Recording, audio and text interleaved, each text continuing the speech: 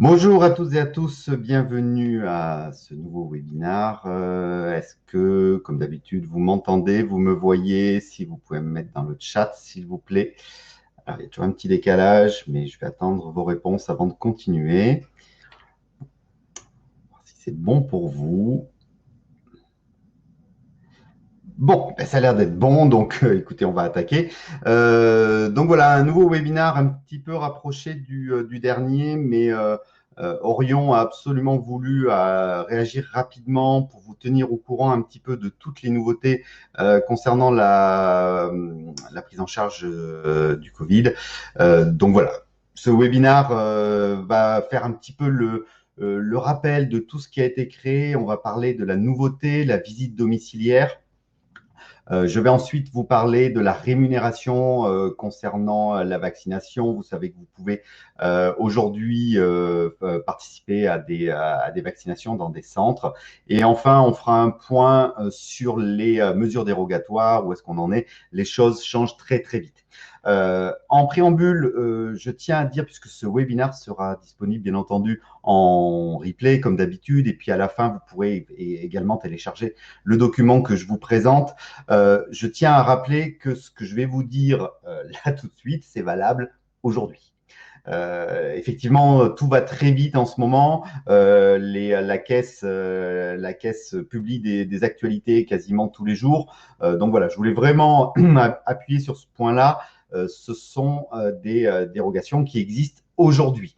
Bon, je pense que ça va s'inscrire dans la durée, mais il y a des choses qui peuvent changer. Je vous invite à ce propos à vous connecter régulièrement sur le site Amélie, pas Amélie Pro, hein, amélie.fr classique, accès professionnel de santé, catégorie infirmier. Vous avez un fil d'actualité où quasiment tous les jours, vous avez des infos concernant ces mesures-là. Donc, n'hésitez pas à y aller. C'est ce que j'ai fait. Hein, moi, ce webinaire, les webinaires, d'habitude, je les prépare un petit peu en amont. Là, je l'ai préparé ce matin pour vraiment coller au plus près à toutes les nouveautés. Donc voilà, j'insiste sur le fait que c'est valable aujourd'hui. Quid pour demain, je n'en sais rien. Donc voilà, d'autre part, c'est un webinaire vraiment informatif par rapport aux autres webinaires où c'est vraiment dans mon domaine de maîtrise et tout ça. Là, ce sont des infos qui viennent un peu au fil de l'eau. Donc, si parfois je suis un petit peu embêté pour répondre à vos questions, je m'en excuse par avance, mais voilà, c'est vraiment de l'information que je vais vous faire. Alors, on va rentrer dans le vif du sujet, hein, comme d'hab, une demi-heure. Je garde à la fin un temps de questions-réponses. Essayez voilà, de poser des questions en rapport avec le sujet. Je remercie Christine Fraisse, formatrice Orion, qui est avec moi aujourd'hui et qui va modérer ce webinaire, qui va me mettre de côté vos questions. Donc, merci à elle. Elle viendra nous rejoindre tout à l'heure pour me poser les questions. Donc, au programme de cette demi-heure, on va d'abord parler de la grande nouveauté, donc à savoir la visite domiciliaire sanitaire d'infirmiers, VDSI. On va vous dire ce qu'il en est, la rémunération, comment vous devez la réaliser, ce que vous devez réaliser, l'objectif de cette visite. Dans un deuxième temps, on verra les rémunérations, hein, comme je vous ai dit, dans les centres de vaccination. Vous avez deux choix pour vous faire rémunérer. Et enfin, on fera un point rapide sur les mesures dérogatoires. J'ai vraiment essayé, vous verrez mon PowerPoint, il est beaucoup plus chargé que d'habitude, mais j'ai vraiment essayé de vous mettre toutes les infos qu'on avait aujourd'hui pour que vous puissiez avoir des infos intéressantes. J'ai mis à la fin de mon PowerPoint également des documents utiles, notamment un guide concernant la réalisation de la visite domiciliaire, un guide pratique, donc ça peut être toujours intéressant. Donc, on va d'abord faire un petit focus sur cette VDSI, donc visite domiciliaire sanitaire infirmier. Donc, qu'est-ce que c'est? C'est quelque chose qui déjà existe depuis le 21 janvier. C'est une visite que vous pouvez réaliser lorsqu'un patient a été diagnostiqué positif, qu'il doit être isolé et qui a eu un contact avec l'assurance maladie. L'assurance maladie va direct lui proposer cette visite. Cette visite est suivie de près. Je ne sais pas si vous avez entendu, mais jeudi dernier, lors de l'allocution du Premier ministre et de Véran, le ministre de la Santé, il en a énormément parlé de cette visite. C'est quelque chose auquel ils tiennent vraiment. Ils veulent le déploiement. Ils mesurent au quotidien le taux d'acceptation des infirmières. Alors, voilà, j'ai rien à vous dire. Chacun fait comme il veut. mais je pense que ça peut être intéressant qu'on participe à ces actes-là parce que voilà, si on dit non, on va être un petit peu exclu de cette prise en charge et je trouve ça dommage parce que chaque fois, on nous donne de nouveaux actes. Alors, c'est nous qui allons au front, je suis bien d'accord, mais là, pour le coup, ce ne sont pas des actes négligeables, donc j'ai envie de dire, voilà, essayons d'y aller. Donc, cette visite sera rémunérée à un AMI 5,6 plus MCI. MCI systématique. Hein. Oubliez ce que je vous dis d'habitude sur la MCI qui se cote uniquement sur les pansements lourds et complexes et sur les soins palliatifs. Là, ça se met en systématique. Hein. C'est cumulable avec les majorations de dimanche et de jours fériés. C'est la Sécu qui vous appellera et qui mettra en place cette visite. Donc, en fonction du jour, vous pouvez tout à fait vous prendre une prime de dimanche. Cette visite sera cumulable en entier si toutefois vous allez chez le patient pour réaliser un autre acte. Cette visite sera cumulable en entier avec l'autre acte en dérogation à l'article 11B des dispositions générales dans la limite de 2 actes. Elle sera également prise en charge à 100% par l'assurance maladie. Il faudra que vous mettiez ça en Exodiv 3. Il y a même un numéro de prescripteur, puisque là, vous n'avez pas forcément affaire au médecin traitant. Hein, c'est la Sécu qui va vous appeler. Donc, il faudra remplir dans la case prescripteur le numéro que je vous ai mis ici, de 91 99 119 8, qui est un numéro de prescripteur fictif qui, pour la Sécu, correspondra à l'isolement Covid. C'est comme ça qu'ils vont arriver à suivre le déploiement de cet acte.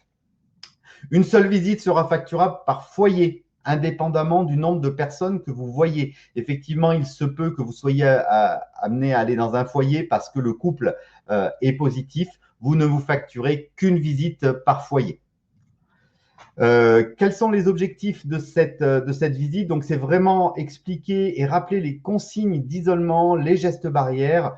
Un document pédagogique est mis à disposition des infirmières. C'est ce document que je vous ai mis en annexe à la fin de ma présentation. Vous le verrez. Donc, vous pouvez le donner à vos patients, vous en servir pour être sûr de ne rien oublier. Il va falloir faire aussi une évaluation de la situation de vulnérabilité et des besoins du patient. Donc, la Sécu vous a listé les démarches administratives, les aides à domicile, les repas. S'il y a des besoins particuliers, n'hésitez pas à faire appel aux services sociaux, des accès aux communications électroniques, un soutien psychologique. Voilà, c'est vraiment le but de cette visite. J'ai envie de dire, c'est notre cœur de métier. Enfin, on reconnaît nos compétences dans l'éducation, la prévention, l'explication et tout ça. Donc voilà, je trouve ça quelque chose d'assez intéressant. On vous engage également à faire un retour au médecin traitant. Ça me paraît plutôt logique. Et vous pouvez également, dans ce cadre-là, proposer un dépistage aux autres personnes du foyer. Si toutefois tout le monde n'est pas contaminé, vous pouvez proposer un test antigénique ou un test PCR à l'intérieur de ce foyer. Donc, vous voyez, cette visite, elle peut être relativement complète. Je trouve que c'est un boulot relativement intéressant. Donc, voilà tout ce que je voulais vous dire sur la visite domiciliaire. Donc, en résumé, c'est lorsqu'un patient est positif, qu'il est mis en isolement, qu'il est contacté par la caisse. La caisse va lui proposer ce service via une infirmière libérale. Vous êtes en droit d'accepter ou de refuser. Voilà. Faites comme vous voulez. Je trouve, nous, que c'est quand même important qu'on accepte ces choses-là pour qu'on soit vraiment intégré. Deuxième point de ce webinaire, je voulais vous parler des rémunérations lorsque vous intervenez dans les centres de vaccination. Vous y participez peut-être déjà, sinon il est possible que vous soyez appelé, vous pouvez y aller de manière volontaire. Il y a une rémunération qui a été choisie pour cette chose-là. Donc, 2 possibilités pour cette rémunération. Soit vous décidez d'être rémunéré au forfait, soit à l'acte via Sésame Vital. Donc, je vais vous détailler ces 2 choses. Pour la rémunération forfaitaire, il y a 2 bordereaux que vous devez remplir pour être payé. Je vous ai mis les liens ici pour télécharger le bordereau. J'ai testé tout à l'heure, le lien ne semble pas fonctionner sur mon document, mais c'est pas grave, vous faites un copier-coller, hein. Vous le prenez et vous le mettez dans votre navigateur, vous mettez l'adresse dans le navigateur et ça vous téléchargera directement un document Excel où vous allez pouvoir remplir ces papiers en fonction que vous soyez soit rémunéré forfaitairement, soit à l'acte. Donc, dans un premier temps, le montant de la rémunération forfaitaire, elle est portée à 220 € la demi-journée ou 55 € de l'heure si présence de moins de 4 heures. Donc, une demi-journée, on estime que c'est 4 heures de présence, pardon. C'est un forfait de 220 €. Si votre présence est de moins de 4 heures, vous comptez 55 € par heure. Chaque heure entamée est due. On vous donne même l'exemple, si 1h30 est faite, vous comptez 2 heures. Pour les samedis après-midi, les dimanches et les jours fériés, ce forfait est porté à 240 € la demi-journée avec les mêmes règles ou 60 € de l'heure si vous restez moins de 4 heures. Cette rémunération, elle est possible quel que soit le nombre de personnes prises en charge. Au tout début de la création de cette rémunération, il y avait un minimum de 15 personnes à vacciner. Cette mesure n'existe plus. Donc, même si vous restez présente, sans qu'il y ait suffisamment de vaccination, peu importe, vous prenez la rémunération. Bien entendu, il n'y a aucun acte supplémentaire qui pourront être cotés puisque vous êtes dans le cadre d'un centre de vaccination, donc vous n'avez pas d'autres actes infirmiers à réaliser. Donc, bien entendu, que cette rémunération n'est pas cumulable avec des AMI et des AIS. Concernant la rémunération à l'acte, donc ça peut être fait au niveau, pareil, des centres de vaccination, mais également des EHPAD, des centres médico-sociaux. Donc, dans ce cadre-là, c'est une rémunération comme la vaccination de la grippe, hein, donc 6,30 € par acte et 6,60 € dans les départements et régions d'outre-mer. Donc, c'est un code unique qui a été créé qui s'appelle le VAC. C'est plutôt logique. La prise en charge se fera à 100%. Pour les majorations et les cumuls, donc pour l'instant, c'est pas cumulable avec d'autres AMI et d'autres AIS puisqu'ils estiment que vous faites ça vraiment dans le cadre de journées particulières, de moments particuliers. Des majorations de déplacement peuvent être applicables. C'est noté, tout est noté, vraiment, c'est très détaillé. Dans la limite de 3 IF au maximum par intervention en EHPAD ou en centre ou en établissement sanitaire ou médico-social. Les majorations de dimanche et de jours fériés sont applicables, il n'y a pas de souci, on vous redonne les cotations. Les majorations de nuit, par contre, ne sont pas applicables et les majorations dérogatoires de renfort n'est pas cumulable. Vous savez que dans les mesures dérogatoires, il y a des rémunérations de renfort au niveau des EHPAD, mais là, du coup, c'est pas cumulable puisque c'est dans un cadre bien particulier. Voilà. Donc ça, c'était pour la rémunération. Je sais que je vais un petit peu vite, mais vous savez qu'on a un temps réduit et vraiment, vous avez vu, j'ai essayé de vous mettre tous les renseignements sur les documents. J'ai rien inventé. C'est un copier-coller des choses qu'on peut trouver sur la caisse. J'ai juste essayé de synthétiser et de classer ça pour que ce soit un petit peu plus simple pour vous. Donc, au niveau de la rémunération, que ce soit dans les centres de vaccination, dans les EHPAD ou dans les établissements sanitaires et médico-sociaux, donc soit vous prenez au forfait, soit vous prenez à l'acte. C'est vous qui choisissez. Je vois qu'il y a beaucoup de questions, donc je vais laisser un bout de temps. Ensuite, sur un point sur les mesures dérogatoires. Vous savez, depuis le mois de mars dernier, des mesures dérogatoires ont été mises en place pour les infirmiers et infirmières libérales avec avec des limites. Ça a été terminé à une époque, il y a des mesures dérogatoires qui se sont arrêtées en septembre, d'autres en octobre, et puis ça a été repris. Donc, ces mesures dérogatoires durent le temps de l'urgence sanitaire. La dernière urgence sanitaire en date a été décrétée le 17 octobre à minuit. Donc, pour l'instant, on est toujours dans le cadre de cette urgence sanitaire. On n'a pas d'infos concernant un éventuel arrêt. Donc, pour l'instant, toutes ces mesures vont bien entendu perdurer. Comme je vous dis, allez régulièrement sur Amélie pour voir s'il y a des nouveautés. Je pense qu'on est dans un contexte où ces mesures dérogatoires ne vont pas être arrêtées, mais il est possible qu'il y ait de nouvelles mesures qui soient mises en place. Donc, allez régulièrement. Alors, je vais refaire un petit point sur toutes les mesures dérogatoires concernant cette prise en charge. Je vous rappelle qu'il a été créé dès le départ un télésuivi des patients Covid. Donc, dès lors qu'un patient est infecté, le médecin peut vous prescrire un télésuivi infirmier. C'est un acte particulier à hauteur d'un AMI 3,2. Pour cet acte, vous ne vous déplacez pas. c'est lorsque vos patients sont Covid, sont confinés chez eux, mais que le médecin évalue qu'il n'y a pas un besoin vital de se déplacer, c'est-à-dire que ce ne sont pas des gens en situation de difficulté imminente, c'est vraiment pour assurer un suivi. Donc, ce suivi, vous le réalisez par tout moyen de télétransmission que vous pouvez. Donc, ça peut être simplement le téléphone, ça peut être des réseaux sociaux, ça peut être essayer de prendre les choses les plus simples possibles, à la fois pour vos patients et pour vous-même. Donc, je rappelle, c'est un AMI 3,2, vous le saisissez toujours en Exodiv 3, hein, et il est bien entendu remboursé à 100% par l'assurance maladie. Donc, cet acte doit être prescrit par le médecin, c'est lui qui vous donnera la fréquence et vous pouvez saisir ces actes et vous le facturez. Un AMI 3,2, bien entendu, sans déplacement, puisque je vous le rappelle, vous n'avez pas à vous déplacer pour cet acte. Suivi à domicile d'un patient Covid-19 avec ou sans oxygénothérapie. Donc ça, vous vous rappelez, c'est une visite qui a été créée pareil il y a au mois de mars ou au mois d'avril. C'est une visite là où vous allez vous rendre au domicile du patient pour faire une surveillance. Cette dia, je vous le dis, il y a une erreur. J'ai fait un copier-coller du site de la caisse et je pense qu'ils se sont trompés.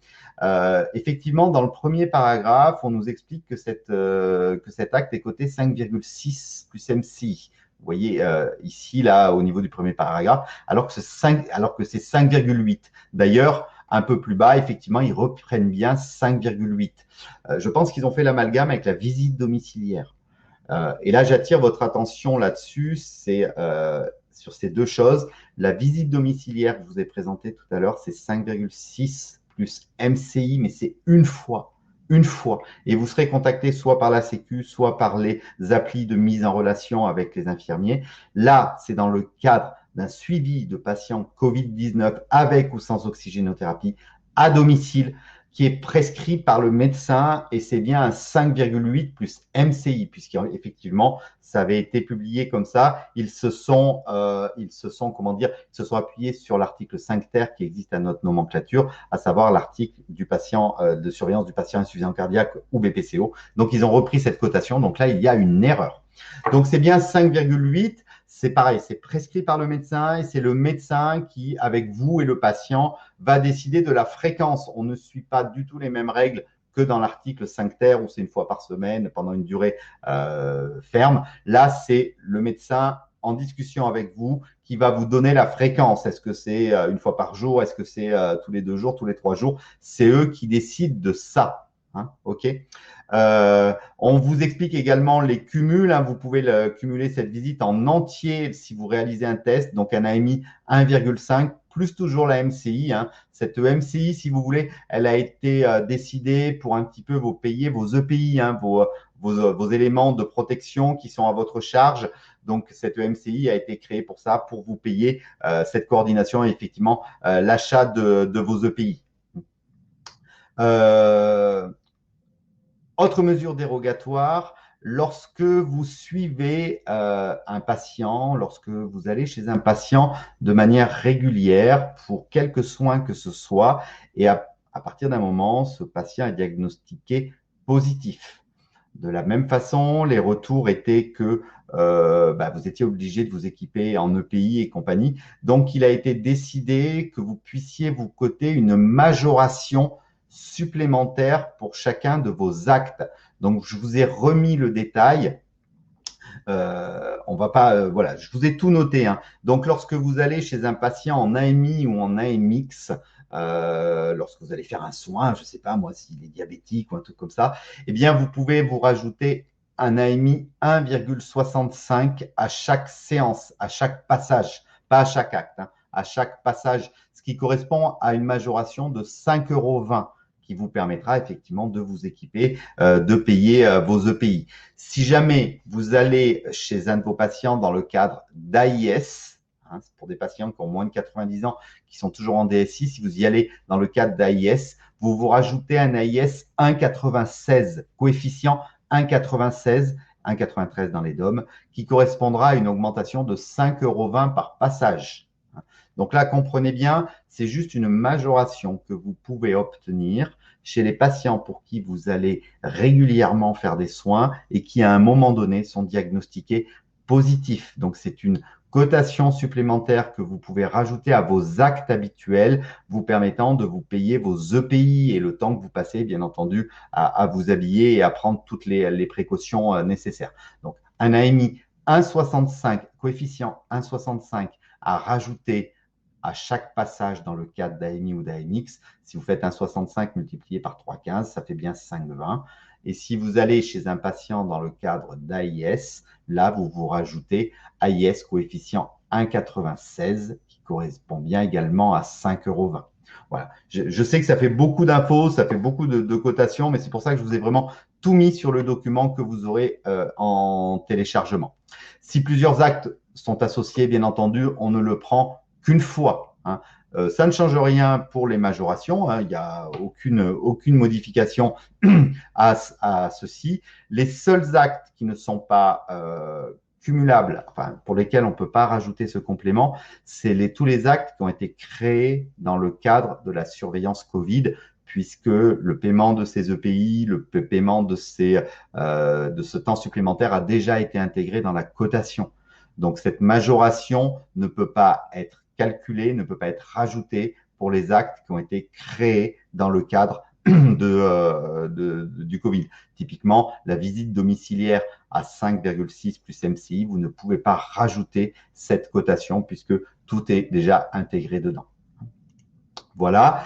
Acte de prélèvement pour examen de détection de la Covid. Donc pareil, je vous ai remis les différentes cotations qui ont été mises en place dans le cadre de ces prélèvements. Donc toujours, on est toujours en Exodiv 3, hein, c'est pris à 100% par l'assurance maladie. Et je vous ai mis une dia qui fait un petit peu peur, mais qui reprend tous les cumuls possibles entre les tests, entre les séances de surveillance et ainsi de suite. Vous voyez, là, ils nous ont bien remis le 5,8, comme je vous l'ai dit tout à l'heure, qui représente la visite à domicile dans le cadre d'un patient Covid, visite qui doit être prescrite.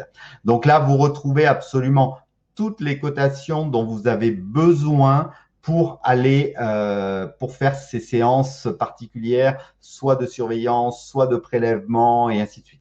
Donc, je vous laisse en prendre connaissance. Hein. Je vais pas vous le lire, ce serait largement fastidieux pour vous. Puis, ça n'amène rien. Hein. J'ai préféré vous le remettre sur un document qui va vous permettre de le retrouver. Encore une fois, ce document est téléchargeable à la fin de ce webinaire.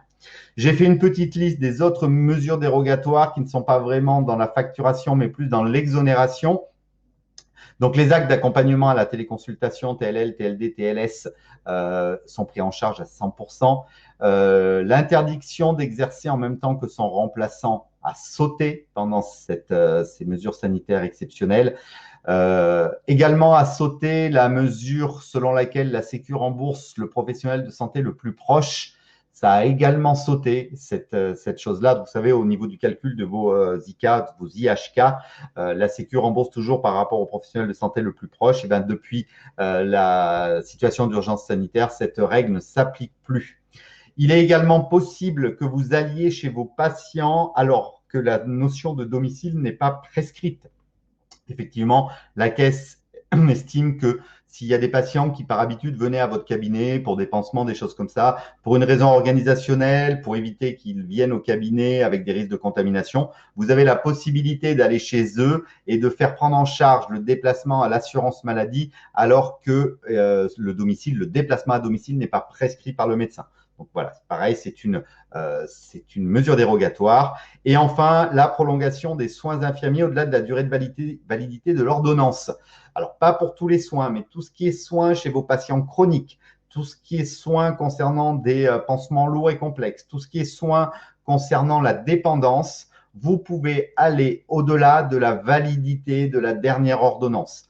Pourquoi cette mesure dérogatoire? Effectivement, les médecins sont souvent surchargés, surtout dans les zones qui sont très touchées. Donc, ils ont peur que des patients qui arriveraient en fin d'ordonnance pour des soins n'aient pas accès aux médecins traitants pour leur faire une prolongation. Donc, il vous est donné la possibilité de continuer des soins alors même que l'ordonnance est terminée. Voilà. ce que je voulais vous dire pour les mesures dérogatoires, encore une fois, j'ai été rapide, succinct. Vous voyez, il est déjà -6, hein, et pourtant j'ai été vite. Je vous encourage, mais vraiment, à aller sur le site amélie.fr. Vraiment, vraiment, vraiment. Vous avez le détail de toutes les dérogations et des modifications. Un petit mot, Orion, on essaye de réagir le plus vite possible. Donc, il a été créé une formation sur la vaccination, plus exactement 2 formations qui vont vraiment être ciblées sur la vaccination contre le Covid. Effectivement, moi, je veux bien vous accompagner, mais concernant la vaccination, les produits, tout ça, je suis pas forcément le mieux placé. Il faut un médecin pour vous expliquer les produits et tout ça. Donc, en fait, il y a 2 produits qui vont vous être proposés, pardon. Un e-learning de 2 heures qui sera au prix de 99 €. Vous aurez bien entendu droit au crédit d'impôt et une formation présentielle de 7 heures à partir de mai 2021 qui sera pris en charge dans le cadre du DPC. Donc voilà, on a essayé de réagir le plus vite possible, encore une fois, pour vous accompagner. Donc la solution la plus rapide, c'est le e-learning de 2 heures. La première session, c'est le 22 février 2021. Donc e-learning, vous êtes derrière votre ordi. Et les présentiels, le temps de les mettre en place, qui commenceront en mai 2021. N'hésitez pas à contacter nos conseillers, ils sauront vous renseigner concernant ces formations. Voilà, j'en suis arrivé à la fin. J'ai bien peur qu'il y ait beaucoup de choses, beaucoup de questions. Je vais essayer d'y répondre. Du coup, je vais appeler Christine, donc je vais la débloquer. Voilà, on a trouvé que c'était un peu plus rigolo que ce soit Christine qui me pose les questions. Et puis peut-être qu'elle va également m'aider à y répondre. Alors Christine, si tu veux bien me rejoindre, j'ai dû te débloquer. Bonjour Christine. Bonjour à tous, bonjour Philippe. Alors effectivement Philippe, beaucoup de questions. Ouais. Alors beaucoup sur les centres de vaccination en particulier. Qui les rémunère? Est-ce que c'est la CPAM? Est-ce que ça peut être un hôpital? Est-ce que ça peut être une clinique? Est-ce que c'est l'ARS? J'ai eu beaucoup de questions dans ce sens. Alors, normalement, ce que je vous ai présenté, est-ce que tu peux couper ton son, Christine, s'il te plaît, ça fait écho. Merci. Merci. Alors, moi, ce que je vous ai présenté, c'est la rémunération qui est donnée par la caisse, puisque les liens que je vous ai donnés sont des liens qui ont été mis en place par la caisse, que vous envoyez pour être rémunéré.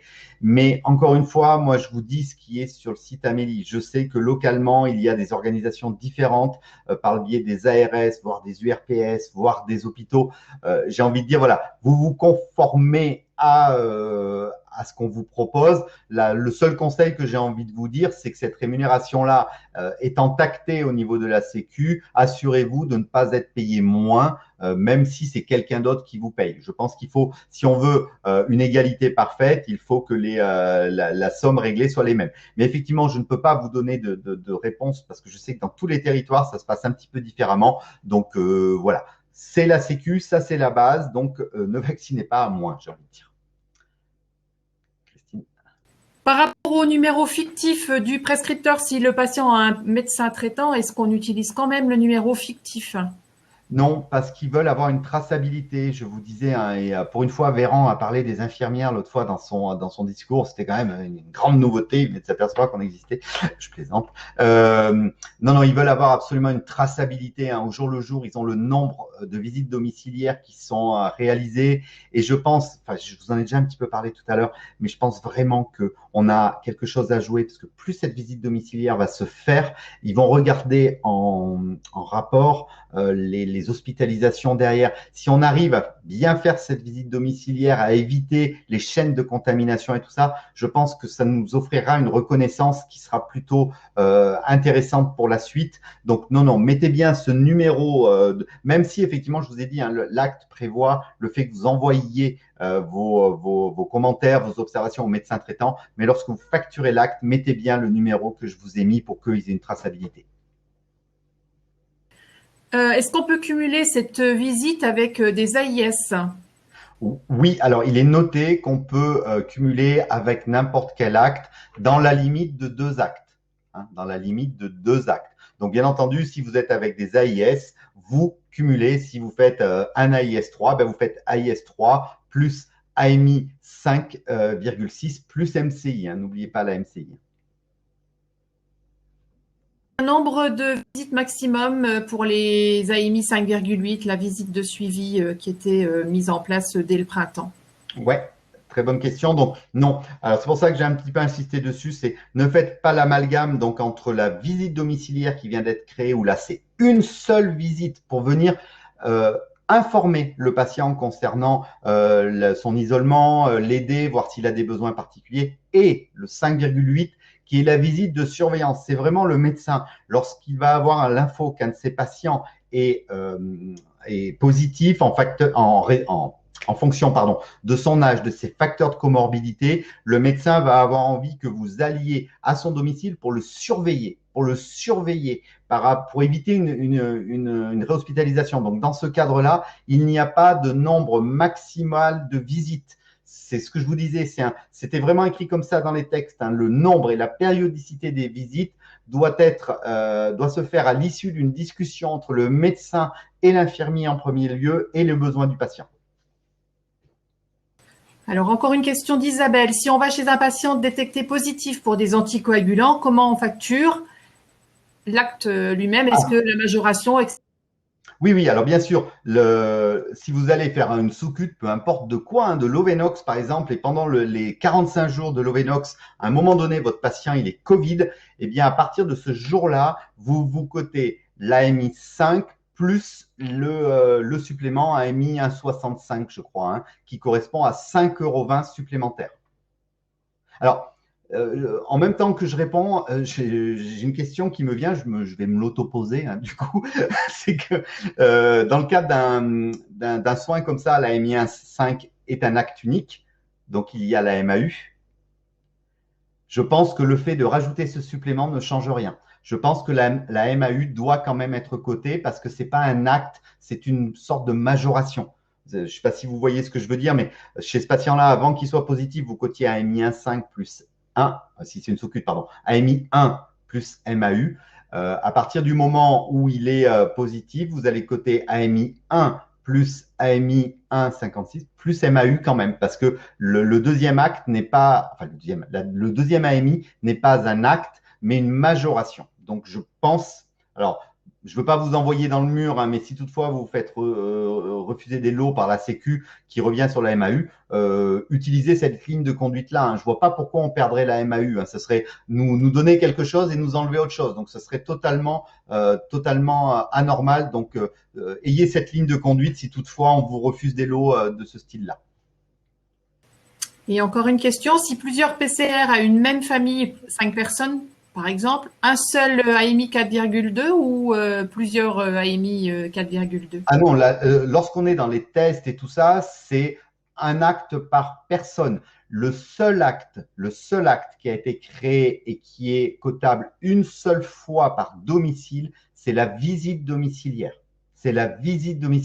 Et entre nous, c'est un peu logique, puisque vous avez vu dans la visite domiciliaire, c'est de l'information. Donc, si on a 3 personnes dans un même foyer qui sont isolées parce qu'ils sont positifs, cette information, on va la donner à tout le monde. On ne va pas faire des entretiens individuels. Alors que les actes que vous pouvez faire, que ce soit des actes de surveillance, de télésuivi, des actes de détection, vous le faites pour chaque patient. Donc, si dans une maison, vous y allez pour 3 personnes, vous facturez 3 actes, vous ne prenez bien entendu qu'un déplacement. Mais ça me paraît logique. C'est toujours comme tout acte.